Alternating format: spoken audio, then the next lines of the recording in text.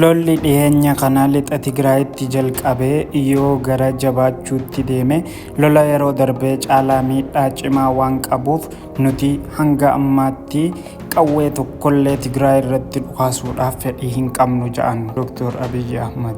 Dabratsiyoon Gabra Mikaa'el amma akka duriitii miti kophaa keenyan jirru michiiwwan hedduu qabna jechuudhaan dhaadannoo loltoonni biyyoota garaagaraatii fi finciltoonni Itoophiyaa keessa jiran akka isaan waliin lola irratti hirmaatan akeeku dubbataniitu jiru. Odeeffannoo dabalataaf hanga dhumaatti nu faana tura. Naannoo Tigraay keessatti haalli nageenyaa yeroo ammaa gara sodaa fi dhiphina haaraatti ce'aa jiraachuu gabaasni adda addaa mul'isaati jira. Torbaanota dabran keessa mootummaa federaalaatii fi humnoota Tigraay jidduutti walitti bu'iinsii fi sochii waraanaa dabalaa dhufuun waliigaltee dhaabbataa bara 2022 Piriitooriyaatti mallatteeffame guutumaan guututti balleessee jiraachuutu himame. Waliigalticha kan diige gareen shororkeessaa TPLF waraana jalqabuu isaa foomsaniiti jiran. Haalli kun caalatti yaaddee isaa kan taasisu dargaggoonni Tigraay humnaan qabamanii dirqaman gara dirree leenjii fi gara adda waraanaatti imalaa jiraachuu isaaniiti. Akka gabaasa Human Rights Watch gabaasee jirutti Ebla 2026 irraa eegalee namoonni siivilii dargaggootaa fi ijoolleen umriin isaanii naannoo waggaa 15 ta'u guutumaan guututti waraanaaf dhiibamanii dirreetti geeffamaa jiraachuu gabaaseeti jira.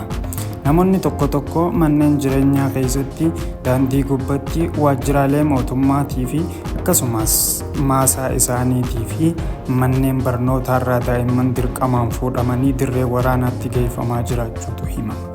Gabaasni biraas magaalotaa fi baadiyyaa Tigraay keessatti dargaggoonni hedduun dirqamanii gara dirree waraanaatti seenuu fi sochiin qophii waraanaa taasisuu itti fufaa jiraachuutu hima.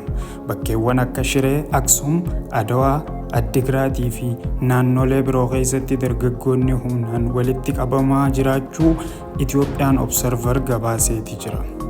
Kana malees gabaasni ji'a waxabajjii keessa ba'ee akka mul'isutti TPLF seera haaraa namoota waraanatti hin hirmaanne irratti tarkaanfii fudhachuudhaaf baasee lola haaraa jalqabuudhaaf fedhii addaa qabaachuu isaa kan ifoomsu ta'uu ibsameeti jira. Naannoo Tigraay keessatti waraana 2020 hanga 2022 booda jireenyi suutaan gara tasgabbiitti deebi'aati ture. Tajaajiloonni bu'uuraa kanneen akka telekoomii, baankii fi geejjiba qilleensaa deebi'anii hojiirra ooluu jalqabaniiti turan. Uummanni jireenya isaa deebisee ijaaruudhaaf carraa argachaati ture. Haaluma wal fakkaatuun namoonni waraana dabreen qe'ee isaanii irraa buqqa'an keessaa hedduun isaanii gara qe'eetti deebi'aati jiru. Keessumaa naannoo raayyaa keessatti namoonni hedduun qe'ee isaaniitti deebi'anii jiraachuu Ministeerri Muummee Abiy Ahmad turtii dhiyeenya kana paarlaamaa irratti taasisaniin dubbataniiti turan. Akkasumas Walqaayititti namoonni buqqa'an gara qe'ee isaaniitti akka deebi'an gochuudhaaf hojiin gaggeeffamaa jiraachuu himaniiti turan. Garuu yeroo naannichi waraana duraanii irraa madaa isaa fayyifachuu fi namoonni buqqa'an gara qe'ee isaaniitti deebi'aa jiraachuun eegamaa jirutti lolli lammaffaa TPLF labsamuun baay'ee nama qaanfachiisa. Akka Ministeerri Muummee Abiy Ahmad jaanitti lolli haaraan yoo jalqabe kan duraanii caalaa hammaachuu danda'a jedhan. Ministeerri Muummee Itoophiyaa Abiy Ahmad haasayaa fi ibsa isaanii keessatti yeroo adda addaatti naannoo Tigraay keessatti lolli biraa akka hin uumamne fedhiin mootummaa nagaa akka ta'e ibsaati turan. Akka ibsa isaaniitti waraanni bara 2020 hanga 2022 naannichaa fi biyyattii irratti miidhaa hanqanan jedhamne geessiseera. Kanaaf lolli haaraan yoo ka'e balaa fi miidhaan isaa waraana duraanii caaluu danda'a jechuun akeekkachiisaniiti jiru. Abiy Ahmad akka jedhanitti naannoo Tigraay keessatti qawween tokkolleen akka dhuka'u fedhii hin qabnu jedhan. Yaadni kun akka ibsa mootummaa federaalaatti waraanni haaraan osoo hin cimin dura rakkoo jiru karaa marii fi siyaasaan furuun barbaachisaa ta'uu fedhii akka qaban agarsiisa. Gama biraatiin ministeerri muummee Abiy Ahmad haasaa isaanii keessatti TPLF mootummaa federaalaa dadhabsiisuudhaaf Itoophiyaa jeequudhaaf Eertiraa fi qaamolee siyaasa Itoophiyaa morman biroo waliin tumsa qabaachuu ibsuun dubbatan. Akka dubbii Dr. Abiyyitti Tigraay keessatti yerootti tuttuqaan yookaan sochiiwwan waraanaa uumuu danda'an raawwachaa jiraachuu ibsaniiti turan. Gama mootummaa Tigraayin ammoo amma akka duritti kophaa keenyaa miti michuuwwan hedduu qabna jechuudhaan ifatti akka mootummaa federaalaa dadhabsiisuuf diinota waliin hojjechaa jiran akeekaniiti turan. Haasawa isaanii adoolessa 12/2018 magaalaa Maqaleetti taasisan keessatti Tigraay yeroo ammaa akka duritti kophaa isii hin jirtu michoota hedduu qabdi jechuudhaan dubbataniiti turan. Dabratsiyoon itti dabaluudhaan badhaadhinni yeroo ammaa Tigraay qofa waliin wal lolaa hin jiru jechuudhaan humnoonni yookaan qaamoleen biroo mootummaa federaalaa akka yaaddootti ilaalan jiraachuu dubbataniiti turan. Kan ofitti amannus michuuwwan sirna kana kuffisuu barbaadan hedduu qabna jechuudhaanis dubbataniiti turan. Itoophiyaan waggoota darban keessatti waraana jeequmsaa fi buqqaatii hamaa keessa dabraatii jirti. Lola kaaba biyyattii keessatti adeemsifamaa ture qofa osoo hin taane naannolee garaagaraa keessatti walitti bu'iinsi uumamee lubbuun namoota hedduu galaafatamuun miiliyoonaan kanneen lakkaa'aman ammoo qe'ee fi qabeenya isaanii irraa akka buqqaan taasiseeti ture. Maatiin hedduun har'aas madaa waraana sanii irraa hin fayyine. Warri lubbuun isaanii dhaban bakka buufamuu hin dandeenye. Warri qe'ee isaanii dhaban ammoo jireenya isaanii deebisanii ijaarrachuuf rakkachaa jiru. Haala kana keessatti osoo uummanni waraana irraa hin fayyin waraana biraa uumuudhaaf wixxifachaa jiraachuun TPLF fi humnoota Itoophiyaa keessa sosso'anii baay'ee yaachisaa fi abdii kutachiisaadha. Yeroo ammaa Itoophiyaa keessatti murnoonni siyaasaa fedhii fi galma siyaasaa isaanii galmaan ga'uuf ummata keessumattuu ammoo dargaggoota walitti bu'insatti dhiibaa jiran jechuudhaan dhaabbileen idil addunyaa gabaasaati jiru.